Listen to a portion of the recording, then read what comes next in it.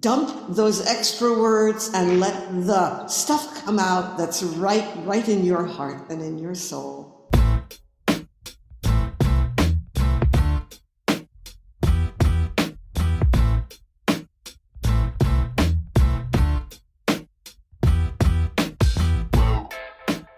Hey there, and welcome to Grit, True Stories That Matter. Grit is a weekly podcast about stories, the contemporary personal narrative kind of story, and the people that craft and tell them. Why, you ask? Well, we want to feature these tellers and their stories, and also to help you, our listeners, craft and tell better, more engaging, more relatable, and more memorable stories. True stories, personal stories, grit stories. We are in the middle of season number 3, dedicated to the best of and Grit Talks, and today we have another edition of Grit Talks. We are talking about how to take stories from the page to the stage, and we are joined by several swap shoppers. Jo Pollack, Daniel Boyd, Tracey Starin, Richard Munchkin, Kory Thomas May, and Neshama Franklin. If you are involved with or participate in swap shop and or grit stuff, you have likely heard their names before and probably heard them tell a story or two. We have a really nice conversation again about how to take stories from the page to the stage. And as always, if there's something that you can take away and apply to your stories, by all means do it. That is what we want to do here. Check the show notes for upcoming events, including the 99-second story slam, the mental health happy hour, Motown Flash, and our May 1 fundraiser for Ukraine here in the Triangle, North Carolina. Okay, without further ado, let us dive in.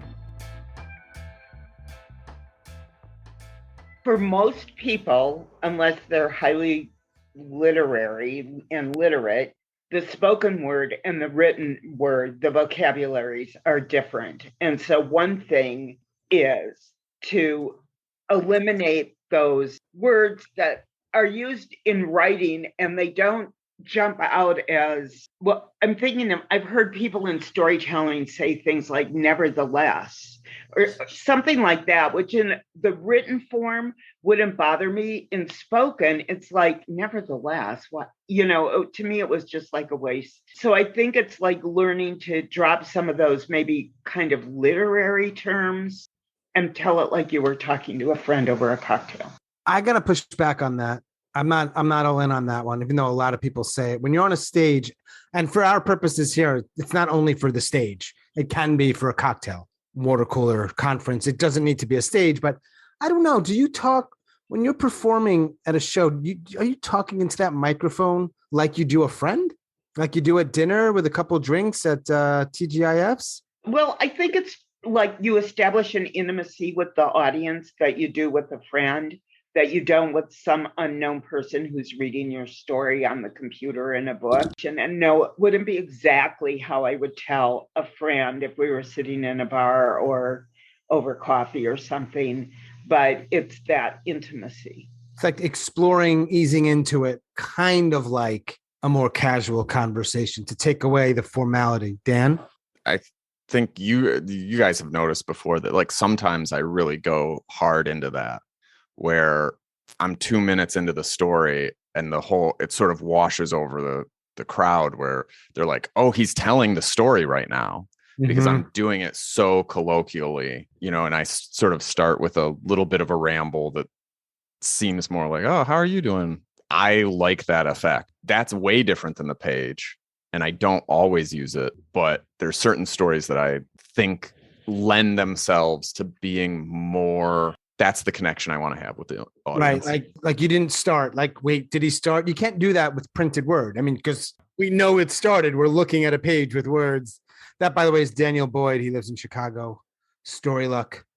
He's story lucky. Richard. Yeah. So from page to stage. I think it helps if you have something that's written to just read it out loud. And a lot of what doesn't work for stage is going to be obvious to you because it'll just sound weird. It won't look weird when you read it, but it'll sound weird if you're saying it. And the other thing is, if your story has humor, it's very different on the page than it is spoken. And so anywhere that there's humor, you have to really take an extra look at that and figure out, would this be funny if I said it?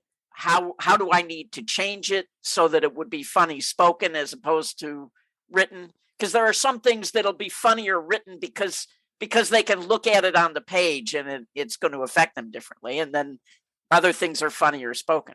Those were the words of Richard Munchkin in Las Vegas, Nevada. Also, remember, when you're telling a story in front of people, you could do more than what comes out of your mouth. Like, you can make a face. I can see the face. You're surprised. You don't necessarily have to say the word, I was really surprised. You look surprised. Like, those are things that you can't do on a page. You can actually use your body and your face and delivery and these other things. Tracy? Yeah, I was going to say that with intonation and pitch, you can express things spoken that you can't do in print. You can do a lot with your voice. How you use your voice. Mary Jo pointed out word choice might change. Richard mentioned humor. Yeah. And that was Tracey Starin, by the way, in Queens, who just talked, shared that nugget. I would just add not just intonation and pitch, but there's also speed and volume. Yes. Right. Speed, pitch, volume, inflection, all the things you can use to play with voice and delivery. Sure. Yeah. Because of this conversation, I didn't really know why it was important to me, but because of this conversation, I'm starting to think, oh, it's because I have this performance background where I do really think about it. I think about my position next to the mic and I move back and forth and how I use the stage and things of that nature. It might be interesting to talk about our various processes. I think it's interesting that you're saying from stage to page. No, from page to stage. But if you listen to somebody at a live show and you hear them say something like, it was this big, right? Now, obviously, if you're going the other way and you're going to write that story, you can't say it was this big. You have to describe it, right? So the opposite can happen as well. If I were to choose a story that I've recently told, and then you were to copy, just take everything you're hearing and then put it on the page and somehow try to make sense of it, it would be weird. A lot of grammar would be broken. There'd be fragments. I don't even know if it's readable, but you'd have to tinker with it because it's really not meant for that. But we're not doing stage to page. We're doing more page to stage. And if you say that 10 times fast, whoops, good luck. When somebody's writing for the page, they can take their time when they're reading it. They can go to the bathroom. They can get a drink. They could return back to that page. They can return back to the page before. The relationship between your audience is different. So when you're reading something, the audience has no idea what energy you're giving to them. But when you're on stage, you get to bask in those motions. And when you hear the audience react, whether emotionally or whether horror, shock, whatever, you can take that time to pause, to let that steep. When you have a punchline or something, you kind of soak that up and bolster yourself with that. It doesn't work that same way on the page. So your audience is clearly and obviously, I am Captain Obvious, much more of a participant in a live event than on the page. But I think it needs to be said. Yes, by you. One of the things I think I see as a difference, this is going to sound a little snobby maybe, but of like what good storytellers do is they're aware that the story that they're telling is flowing along. And unlike a book, people can't stop it. If you're a podcast, you can stop it. Yes. I don't think people typically do, but live show, right? You're flowing along and they make it really easy to follow and track. Like once you get lost when you're listening to a story, do you check out? Is it like impossible for them to recover? No, it's totally possible to recover me. I do like stories that repeat. There's little ways to do it. It's hard in a 5-minute, but in a 10-minute, I try to put little pieces in where, I think that there's things that we all do, like give space. If there's a big dramatic moment, you give space so they can digest it. If there's a tough, complicated thing for somebody to imagine, you give a little space. But also you can repeat stuff, names, what relationships are. That's big for me. I give people little quirks. Sandy with the red hair. That way, if people get lost, they can go back to, okay, I know who the characters are. That helps for sure. And in reading, I read the same page over and over again. I am one of those people, especially like the first page. It takes me a while to like get into reading mode. And so I'll like read that first paragraph, or I find myself skimming and then I'm like, I don't know anything. And I have to go back and read a couple pages before I can get into it. Also, to kind of connect back to what Mary Jo said about words, it's very rare when you're talking with somebody that they use something like "he exclaimed." Nobody's talking. I don't know anybody who says that. Right. So when you do that, there's a dissonance that happens. For me, and I think other people, when they're listening and there's that like, oh, wait, they don't even maybe know what it is, but it doesn't feel quite right. And that's something you try to avoid. At least I would try to avoid when you're telling a story. You don't want to create that slight disconnect, you know? I got something else. So I just want to say out loud, and I'm interested in hearing other people's versions of this. I know Richard said that he never writes anything down. For myself, I have a long process that involves writing and then unlearning what I wrote so that I can say it out loud. And there is, for me, sort of a final version where I then go back to the writing. In my head, I think of that as the definitive piece. If there's ever one that's finished, that's it. It's like it's a whole process. So I'm in the moment. I always know that I'm going to turn this into a story in the moment. Like there's some electricity in the air, and I'm just like, I can't wait to get on the telephone and call my best friend and tell him about what happened to me. I tell that to 5 or 10 people, and then I put it on the page as like a rough draft, and then I get to a second or third draft, and then I bring it to you guys and I start workshopping it orally with people who are around. That is my main flow of creating these things. So that's another kind of page to stage, but you always know the stuff that's on a piece of paper or on a laptop, even though there might be a final version on the laptop, it's really being crafted for the stage to be told. No, I like having 2 versions. I see.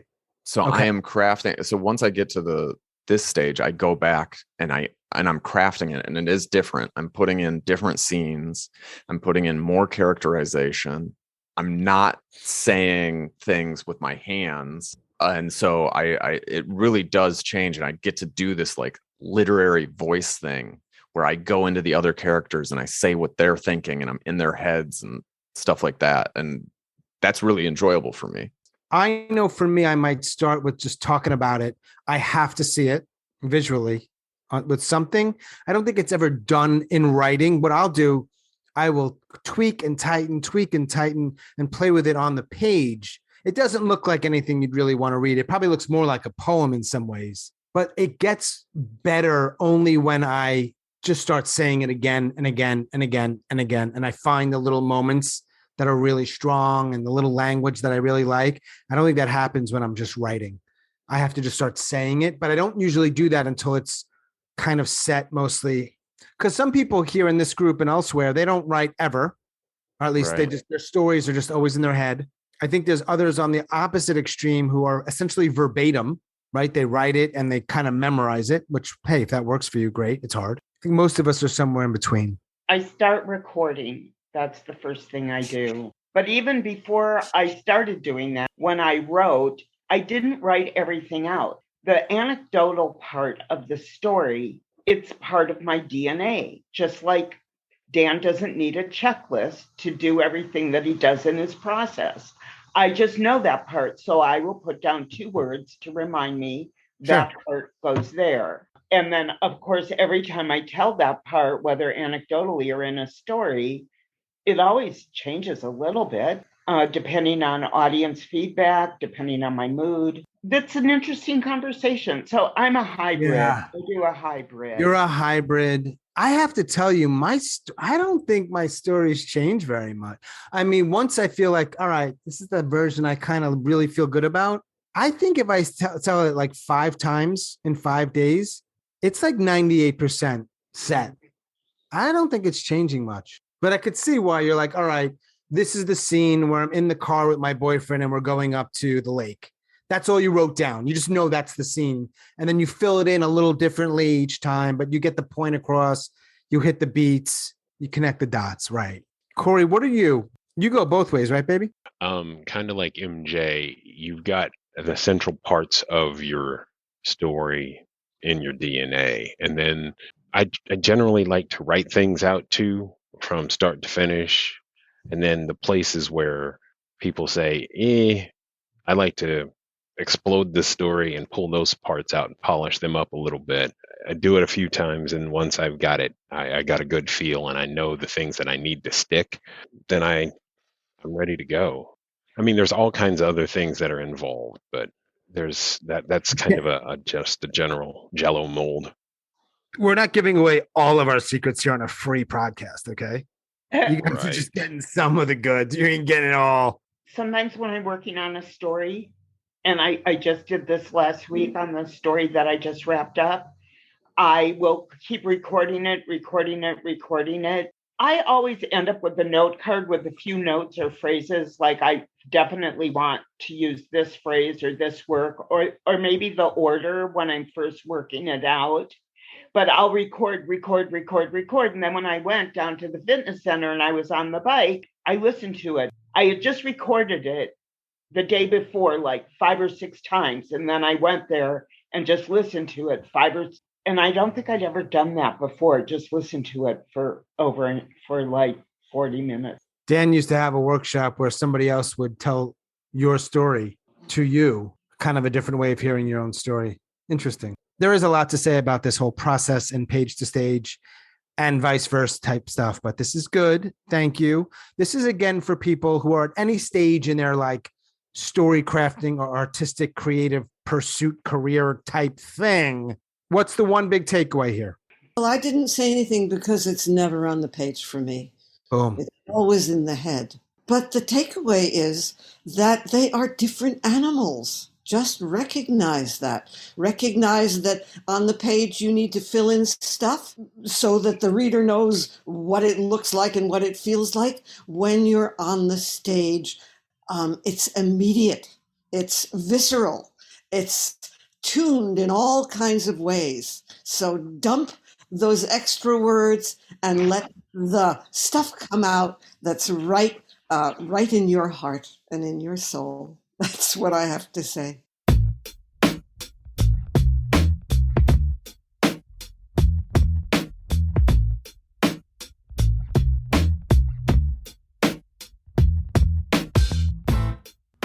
As always, thanks so much for listening and all of your support. Special thanks to our Swap Shop guests who joined me here today to talk about taking stories from the page to the stage and a little bit of process in there as well.